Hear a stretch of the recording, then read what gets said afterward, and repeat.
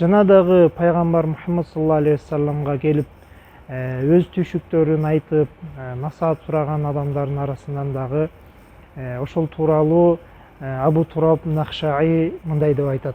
Пайгамбар Мухаммад саллаллаху алейхи вассаламды 1000 жолу көрдүм дейт.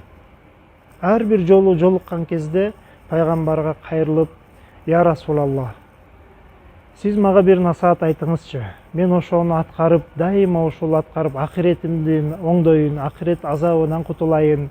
Жана дагы Кудай Таалама жолуккан кезде Аллах Тааланын алдында таза бир инсандардан болуп жолугайын деп насаат сураган кезде, ар бир жолукканда, ар бир жообунда пайгамбарым Мухаммад саллаллаху алейхи вассалам ал кишиге эч бир нерсени кошпостон бул дуаны дайыма айтып жүр деди.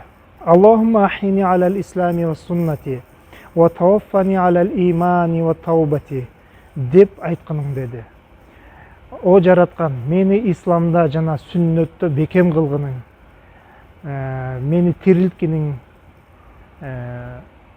жана дагы менин жанымды алган кезде ошол иман менен сага тооба кылып өтө тургандай кылып алгының деген дуаны пайгамбарым ал кишиге ар бир жолуккан кезде үйрөткөн. Жана дагы биз дагы ушул дуаны айтып, Кудайыма иншалла жолугууга даярдануу кылып, ушул дуанын күнүнө айтып, Кудай Таалага болгон иманыбызды бекемдейлик.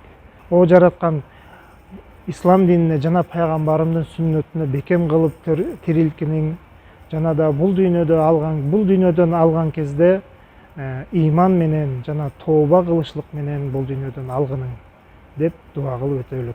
Жазакумуллаху хайран.